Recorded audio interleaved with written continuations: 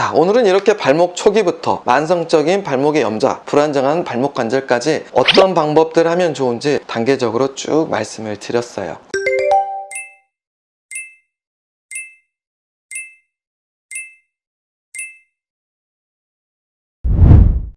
안녕하세요. 관절과 만성염증TV의 오창훈 한의사입니다. 주변에 발목으로 고생하는 분들 참 많으시죠? 도대체 이 발목 통증은 왜 생기고 왜 이렇게 자주 삐끗하는지, 처음 다칠 때부터 만성적으로 재발하는 부까지 어떻게 관리하는지 쭉 말씀드리도록 하겠습니다.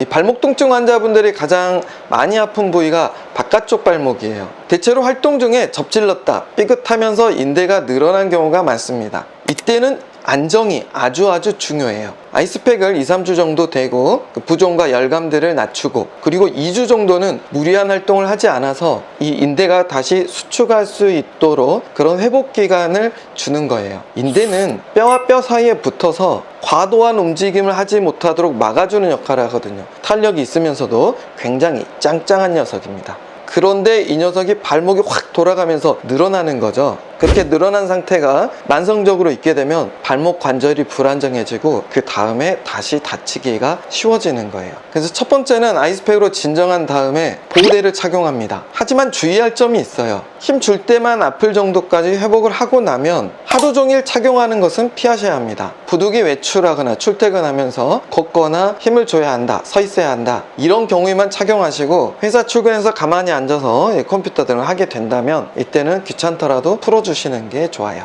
자, 두 번째는 바로 발목의 재활 운동입니다. 보호대를 발목에 착용한 채로 벽에 발바닥을 대주세요. 이게 발이라고, 이걸 벽이라고 해볼게요. 보호대를 착용한 채로 벽에 발바닥을 다 밀착시키고 가볍게 앞꿈치에 힘을 주고 이렇게 밀어줍니다. 이때 몸이 이렇게 다 밀리면 안 되고요. 뒤꿈치가 살짝 떨어질 정도만 가볍게 힘을 주시는 거예요. 그 상태로 2번에서 3번 정도 호흡을 하시면서 가볍게 떼진 상태를 유지하시면 됩니다. 다시 힘을 빼고 이런 동작을 10번 정도 반복해 주세요. 자, 세 번째는 아래다리 전반적인 정강이 앞쪽 근육과 종아리 쪽 근육을 모두 때려 주시는 거예요. 이 발목을 자꾸 삐끗하는 분들 중에 비교적 젊은 분들 보면은 요가 선생님이나 운동을 갑자기 많이 하는 분들이 있어요. 이때 아래다리, 무릎부터 발목 사이에 있는 그 근육들에 피로감이 많이 쌓이게 되면 쉽게 다칠 수가 있습니다. 그래서 이 근육들에 충분히 혈액이 공급될 수 있도록 주먹을 쥐고 땅땅땅땅 때려주시는 겁니다. 그러니까 운동선수들도 보면, 그러니까 축구 같은 경우 후반전 됐을 때 격렬하게 운동하다 보면은 경기가 끝나갈수록 그 다리를 잡고 눕는 경우들이 많아져요. 그만큼 열심히 뛰다가 피로물질이 많이 쌓였을 때 근육의 탄력이 줄어들게 되고 그때 손상되기가 쉬운 겁니다. 네 번째는 서 있는 연습이에요. 여러분들이 서 계실 때 무게중심이 어디에 실려 있는지 이 발바닥의 그 느낌을 맨발로 서서 느껴보는 거예요. 집에서 한번 해보세요. 편하게 서 있었는데 내 발 앞꿈치 쪽에 그 무게중심이 더 많은지 뒤꿈치 쪽에 실려 있는지 발바닥 이렇게 느끼면서 몸을 앞뒤로 가볍게 움직여서 어디에 체중이 실리는지 확인해 보세요. 보통 앞쪽에 실려 있는 경우가 많은데 엉덩이나 골반을 가볍게 움직이고 어깨를 살짝 움직여서 뒤꿈치 쪽에 실리도록 해보세요. 그런 느낌을 잊어버리고 지는 경우가 많은데 해보시고, 무게중심이 발의 어느 부위에 실려 있는지 잘 느껴지지 않는다면 볼펜 등을 이용해서 여러분의 그 복숭아뼈 밑부분에다가 이걸 놓고 서보세요. 양쪽 발에 하나씩 하셔도 좋고요. 서가지고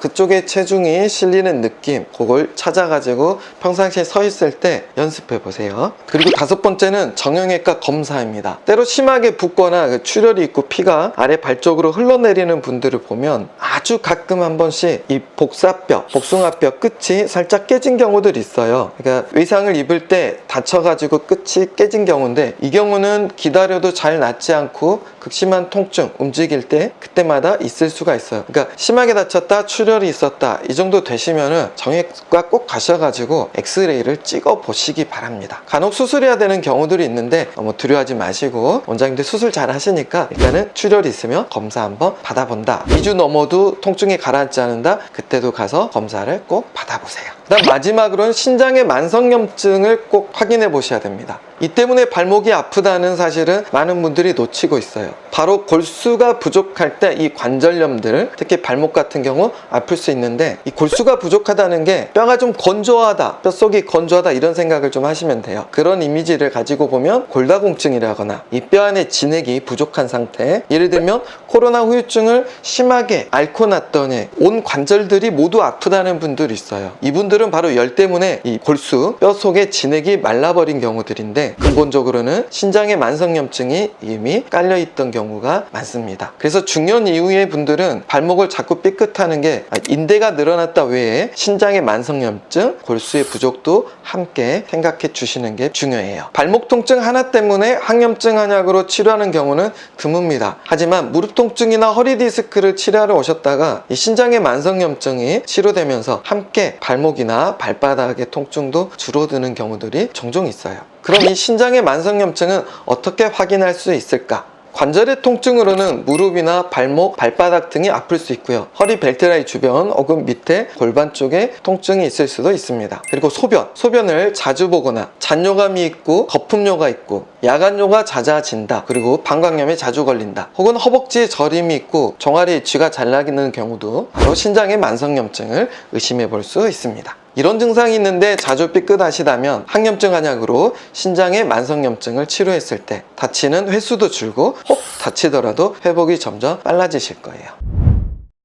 자, 오늘은 이렇게 발목 초기부터 만성적인 발목의 염좌, 불안정한 발목 관절까지 어떤 방법들 하면 좋은지 단계적으로 쭉 말씀을 드렸어요. 꼭 방법들 숙지하셔서 보호대라든가 재활 운동들 적절히 잘 병행해 주시고요. 무엇보다 다치지 않는 게 최고입니다. 운동하시기 전후로 스트레칭들 꼭 미리미리 해주시고 다치지 않고 조심히 지내시길 바랍니다. 자, 그럼 오늘 제가 준비한 내용은 여기까지고요. 끝까지 시청해주신 여러분들 감사합니다. 다음에도 좀 도움되는 그런 내용들 가지고 찾아뵐게요. 여러분 안녕히 계세요.